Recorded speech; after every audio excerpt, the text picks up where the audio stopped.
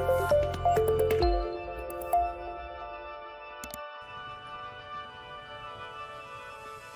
mitra KPPN, apa kabar? Semoga kita semua senantiasa dalam keadaan sehat dan penuh semangat, tentunya dalam masa-masa akhir tahun anggaran 2021. Senang sekali kami kembali bisa menyapa dalam program inovasi KPPN Pangkal Pinang, belajar bersama lewat sinema perbendaraan. Di episode kali ini sekaligus yang mungkin menjadi episode terakhir untuk tahun 2021, kita akan mengupas seputar penyelesaian uang persediaan dan juga hibah di akhir tahun anggaran. Bersama saya Doni Kristianto dan Kepala Seksi Verifikasi dan Akuntansi, Bapak Muhammad Ridho. Bapak, kita mungkin langsung mulai nih Pak, pembahasan kita di hari ini. Kenapa sih Pak penyelesaian uang persediaan atau UP ini menjadi penting di akhir tahun Pak? Ya, terima kasih. Sebelum saya jawab, mungkin saya ucapkan, saya berikan salam dulu kepada teman-teman ya. Assalamualaikum, selamat sore. Yang pertama, kenapa ini sangat penting? Karena uang persediaan itu adalah uang yang dipinjamkan ke kementerian lembaga oleh bendahara umum negara, dalam hal ini Kementerian Keuangan. Sebagaimana kita tahu, di dalam mekanisme pencairan dana, di dalam mekanisme pembayaran dan pencairan dana DIPA, negara sudah menetapkan di dalam Undang-Undang Keuangan Negara bahwa bendahara negara mengelola uang persediaan untuk keperluan sehari-hari perkantoran. Nah, uang persediaan itu harus dikembalikan ke kas negara sampai dengan mekanisme di akhir tahun anggaran sesuai dengan yang diterima oleh kementerian lembaga. Jadi oleh karena itu, ini ibarat seorang yang dipinjamkan dana, tentu saja ketika sudah jatuh tempo dana itu harus dikembalikan. Itu yang pertama. Harus dikembalikan ya Pak ya. Ya. Nah, kalau dalam mekanisme pengembalian atau penyelesaian uang persediaan ini, apa saja Pak yang perlu diperhatikan satuan kerja kita ketika ingin mungkin menyetorkan sisa uang persediaan itu ke kas negara Pak? Ada 3 sebenarnya yang patut menjadi perhatian ya teman-teman di satuan kerja di kementerian lembaga. Yang pertama tentu saja adalah jumlah dari sisa UP yang harus disetorkan. Jadi pastikan bahwa sisa itu harus valid datanya, sehingga ketika nanti disetorkan maka jumlah UP yang memang sudah diterima dan dikembalikan itu sama, sudah benar ya.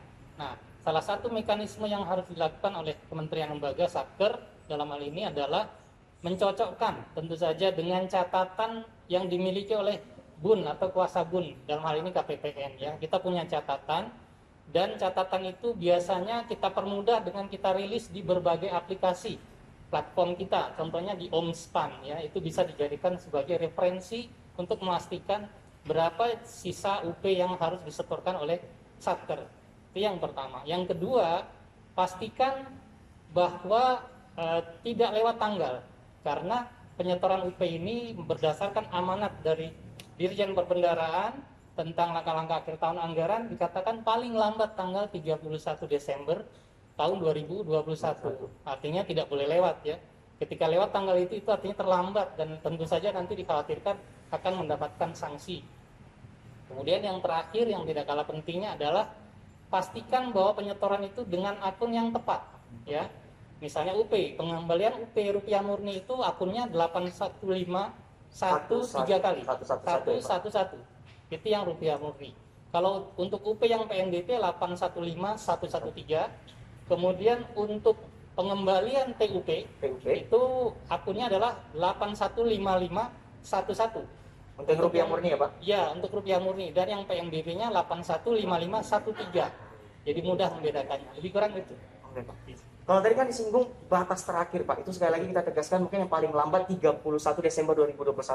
Artinya boleh nggak sih Pak kalau satuan kerja ini menyetorkan UP ataupun TUP-nya sebelum tanggal 31 Desember 2021 Pak? Ya, tentu saja boleh dan sangat kita anjurkan ya, karena sebenarnya berdasarkan pengalaman dari tahun ke tahun, penyetoran sisa dana UP last minute di akhir deadline tanggal 31 Desember 2021 itu juga mengandung beberapa resiko. Di antaranya adalah kepadatan traffic ketika kita menyetor di bank ya. Bank sendiri tentu pada hari-hari akhir sebelum tutup buku akhir tahun anggaran mereka juga cukup padat ya, cukup sibuk gitu. Jadi kita usahakan kalau lebih baik adalah sebelum tanggal itu. Walaupun mungkin di kementerian lembaga atau di satuan kerja ada hal-hal yang memang harus mereka bayarkan di tanggal terakhir tahun anggaran, itu tidak masalah karena masih dalam deadline ya. Hanya memang kita anjurkan kalau sudah tidak ada pembayaran apa-apa lagi, sebaiknya disegerakan saja gitu, lebih awal lebih bagus. Lebih bagus ya Pak. Betul. Topik kedua tadi Pak, selain kita penyelesaian uang persediaan, kita juga akan membahas seputar hibah ini Pak, pendaftaran hibah.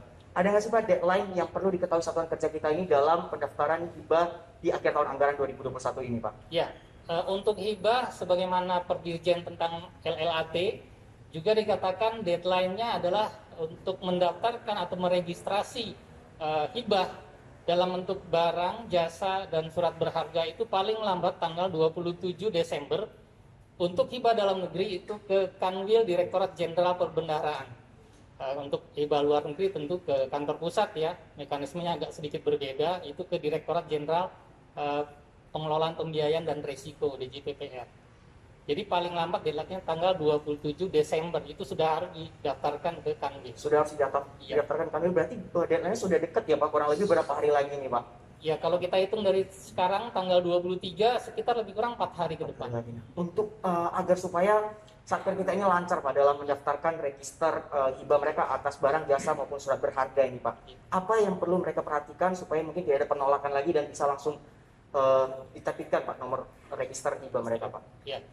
Berdasarkan PMK tentang hibah nomor 99 tahun 2017, ada beberapa dokumen penting yang harus disertakan oleh satker di dalam mendapatkan nomor register nanti dari Kanwil dari JPB. Di antaranya adalah pertama, ada dokumen yang dinamakan berita acara, ya. Berita acara serah terima hibah, di mana di dalam berita acara itu nanti setidaknya harus memuat 5 hal. Identitas penerima dan pemberi hibah, ya kan? Kemudian tanggal penandatanganannya, kemudian terkait dengan aturan atau persyaratan-persyaratan nanti ketika hibah itu dilakukan penarikan oleh kementerian lembaganya atau satkernya, dan juga terkait dengan peruntukannya. Biasanya di berita acara itu disebutkan cukup rinci ya. Jadi yang paling penting adalah hal-hal seperti itu. Seperti itu. Dan tentunya nanti kita bisa lagi kembali mengacu kepada aturan yang betul. Mengatur terkait dengan hal tersebut ya, Pak. Betul. Di PMK 99 2017 di pasal 37 sampai sekitar pasal 41 itu dijelaskan secara rinci. Nanti itu bisa teman-teman mitra KPPN sekalian bisa kembali melihat sebelum nanti mengajukan registrasi pendaftaran register hibah langsung dalam bentuk barang, jasa maupun surat berharga. Terima kasih Pak Ridho atas pemaparan yang luar biasa sekali. Semoga bisa bermanfaat bagi teman-teman atau mitra KPPN Pangkal Pinang sekalian. Tetap semangat mitra KPPN sekalian, tetap jaga protokol kesehatan, dan kita sampai bertemu di Belacan episode berikutnya. Belacan belajar bersama lewat sinema perbendaharaan. Terima kasih.